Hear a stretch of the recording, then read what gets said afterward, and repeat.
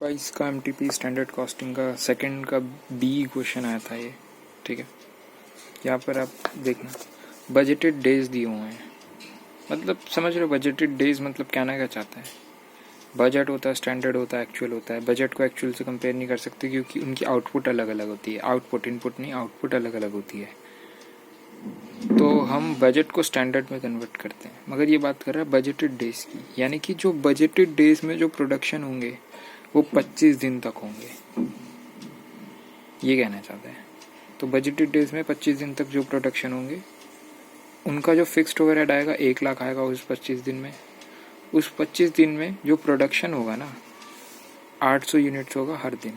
अब ये इम्पोर्टेंट चीज़ है, 800 दिन प्रोडक्शन तो होगा, मगर ये 800 यूनिट किस चीज़ की कह रहा है? क्या ये इनपुट कह रहा है या आउटपुट कह रहा है? प्रोडक्शन,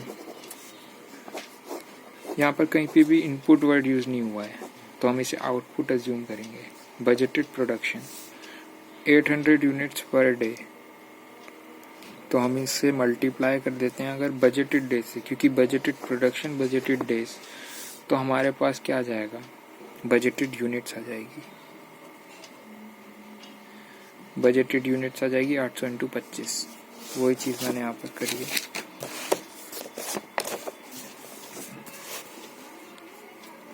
आठ सौ इंटू 25 तो 20,000 की आउटपुट आ जाएगी। ये आउटपुट काफ़ी इंपॉर्टेंट होती है क्योंकि बिना आउटपुट को समझे आप क्वेश्चन नहीं कर सकते। ये एक टेबल है, इसमें बजट है, स्टैंडर्ड है, एक्चुअल है।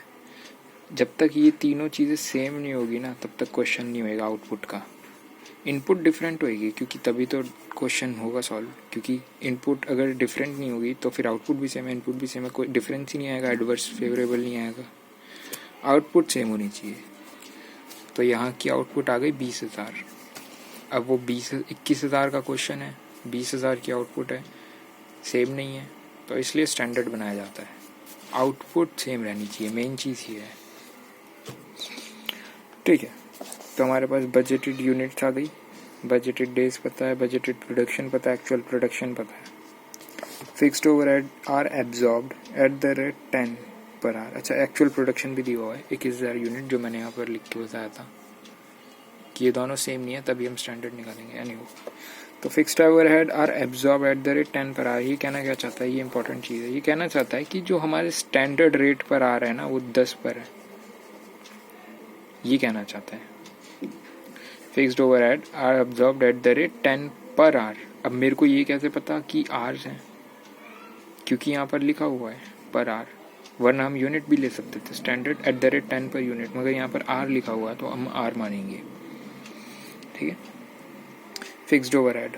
फिर यहाँ पर 3 हमारे पास ये स्टैंडर्ड कॉस्टिंग के दिए हुए हैं फॉर्मूलाज के सॉल्यूशन। एक तो ओवरहेड एफिशिएंसी वेरिएंस दिया हुआ है, ओवरहेड कैलेंडर वेरिएंस दिया है, और कॉस्ट वेरिएंस दिया है। कॉस्ट वेरिएंस क्या होता है? अगर हम कॉस्ट वेरिएंस होता है 2 तरीके से निकाला जा सकता है। एक तो फॉर्मूले से निकाला जा सकता है, मगर दूसरा तरीका ये भी होता है कि आप एफिशिएंसी या फिर यूजेज को ऐड कर दो रेट या फिर एक्सपेंडिचर में, तो ये काम आएगा आगे। अभी तो इतना ही जानना ज़रूरी है। तो बस यही हमसे पूछे हुए हैं फॉर्मूलेज वगैरह फिक्स्ड ओवरहेड से रिलेटेड, तो उसी को मैंने टेबल में डाल दिया है। ध्यान से देखते हैं।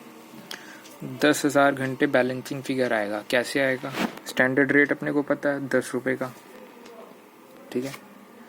1 लाख रुपए का स्टैंडर्ड जो बजटेड फिक्स्ड ओवरहेड है, बजटेड फिक्स्ड ओवरहेड 1 लाख का गिवन है, तो इन दोनों को मतलब डिवाइड करेंगे हम, तो हमारे पास 10,000 घंटे बैलेंसिंग फिगर आ गया। यानी कि बजटेड आवर्स कितने लग रहे हैं? 10,000 घंटे। ठीक है, एक बार ये आ गया। अब हमें जाना है एक्चुअल टेबल पे। एक्चुअल टेबल में हमें चाहिए होगा अमाउंट एट द रेट और ये hours.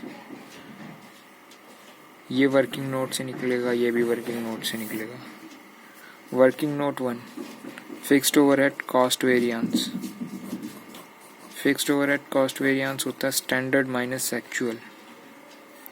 Standard minus actual given है हमें 15,000, एडवर्स का है तो इसलिए नेगेटिव डाल दिया यहाँ पर, 15,000 एडवर्स नेगेटिव।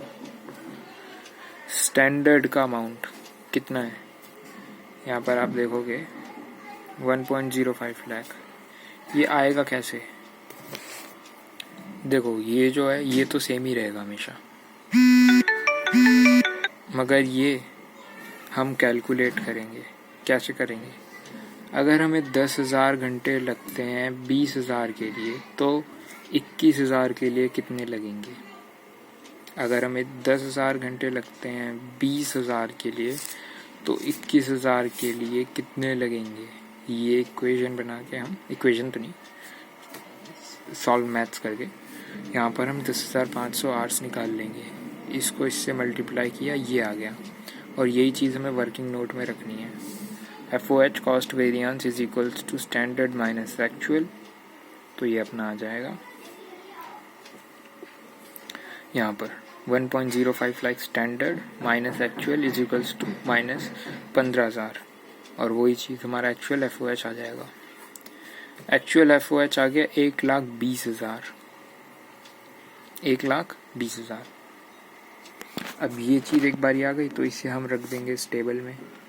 तो ये वर्किंग नोट 1 से मैंने बोला था आएगा, आ गया। वर्किंग नोट 2 से ये आएगा, कैसे आएगा, यहाँ पर वर्किंग नोट 2 बनाएंगे fixed overhead efficiency variance, efficiency को यूजेज भी बोल सकते हैं। तो ये हमें गिवन है।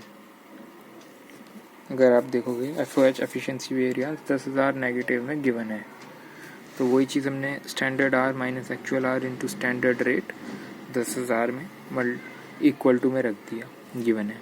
स्टैंडर्ड आर्स हमने कैलकुलेट किया था, यहाँ पर मैंने बताया था 10,000 को अगर हमें 20,000 के लिए चाहिए, तो 21,000 के लिए कितने निकलेंगे, तो उससे आया था हमारा 10,500। वही 10,500 स्टैंडर्ड आर्स को हमने इधर रख दिया। एक्चुअल आर्स हमें पता नहीं है, तो ये हमने ऐसे छोड़ दिया। स्टैंडर्ड रेट से मल्टीप्लाई करेंगे 10, तो ये यहाँ पर आ गए 11,500 actual hours. Working note 2, working note 2 एक बार यहाँ पर आ गया, तो ये यहाँ पर रख दिया। वर्किंग नोट 1 से आ गया था, ये बैलेंसिंग फिगर आ जाएगा। पूरा टेबल कंप्लीट, एक बार ही पूरा टेबल कंप्लीट हो गया, तो बस क्वेश्चन भी हो गया।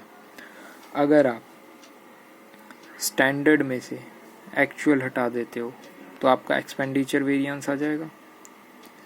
अगर आप स्टैंडर्ड में से बजट हटा देते हो, तो वॉल्यूम आ जाएगा। और अगर स्टैंडर्ड में से एक्चुअल हटा देते हो, तो कॉस्ट आ जाएगा। बस वही चीज़ यहाँ पर है। अब इसके बाद 2 फॉर्मूले और आपको पता होने चाहिए। हमें कॉस्ट पता है, वॉल्यूम पता है, एक्सपेंडिचर निकाल लिया हमने। एफिशिएंसी रहता है, कैलेंडर और कैपेसिटी, 3 फॉर्मूले रहते हैं। कैपेसिटी का आपको पता ही होगा, फार्मूला पहले ये यूज़ करते थे, मॉड्यूल 2 अलग अलग, अब एक ही होता है। FOH कैपेसिटी मतलब revise capacity, actual hours minus possible hours. ठीक है,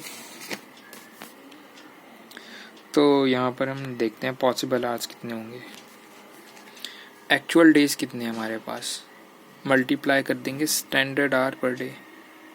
ठीक है, तो एक्चुअल डेज हमें पता करने हैं यहाँ पर। तो अगर हमें ये पता करना है ना, तो इसके लिए हमें पहले ये सॉल्व करना पड़ेगा, FOH कैलेंडर वेरिएंस। वैसे क्वेश्चन में मांगा है, मांगा नहीं है क्वेश्चन में, बट हमें करना पड़ेगा वर्किंग नोट 3 के हिसाब से। ठीक है, तो हम पहले से सॉल्व कर देते हैं कैलेंडर वेरिएंस को। Possible hours minus budget hours into standard rate. ठीक है, हमें ये इसका सॉल्यूशन गिवन हुआ है 8,000 शायद से, हाँ फेवरेबल गिवन है। तो उसी 8,000 फेवरेबल को हमने इक्वल्स टू में कर दिया पॉसिबल आवर्स नहीं पता, minus budgeted hours. Budgeted hours हमें पता है 10,000 घंटे, मल्टीप्लाइड बाय स्टैंडर्ड रेट भी पता है, तो पॉसिबल आवर्स आ गया 10,800 घंटे। अब वही पॉसिबल आवर्स होते हैं actual days into standard hours per days. तो 10,800 हमने यहाँ से पॉसिबल आवर्स निकाल लिए थे। एक्चुअल डेज को हम यहाँ पर रखेंगे एज इट इज़ और मल्टीप्लाई कर देंगे स्टैंडर्ड आवर्स पर डे। अगर 10,000 घंटे हमें लगते हैं 25 दिन के लिए, अगर आप ध्यान से देखो तो मैंने इस पर फोकस भी किया था, 25 दिन। तो अगर हमें 10,000 घंटे लगते हैं स्टैंडर्ड 25 दिन के लिए, तो एक दिन के लिए कितना आएगा वो निकल जाएगा यहाँ पर, और फिर हम उससे निकाल लेंगे एक्चुअल डेज फॉर वर्क कितने चाहिए हमें, 27 डेज। यही क्वेश्चन में पूछा था, एक्चुअल डेज फॉर वर्क कितने चाहिए होंगे हमें, ये आ जाएगा। तो यहाँ पर हमारा एक्चुअल फिक्स्ड ओवरहेड आ गया, एक्चुअल डेज आ गया, एक्चुअल आवर्स भी आ गया, fixed overhead, expenditure, volume, capacity पूछा था, हाँ कैपेसिटी नहीं निकाला हमने। तो कैपेसिटी का फॉर्मूला क्या होता है, यहाँ पर कैपेसिटी का फॉर्मूला मेरे को एक चीज़ बतानी है कि ये जो है ये वाला आप यूज़ नहीं करते, पहले करते थे अगर आपके पास पहले मॉड्यूल होगा। हम अभी यूज़ करते हैं FOH कैपेसिटी, यानी कि रिवाइज्ड वाला, actual hours minus possible hours into standard rate. तो एक्चुअल आवर्स हमें गिवन है, पॉसिबल आवर्स हमने निकाल लिए यहाँ पर, इनटू स्टैंडर्ड रेट कर देंगे तो वो आ जाएगा अपना।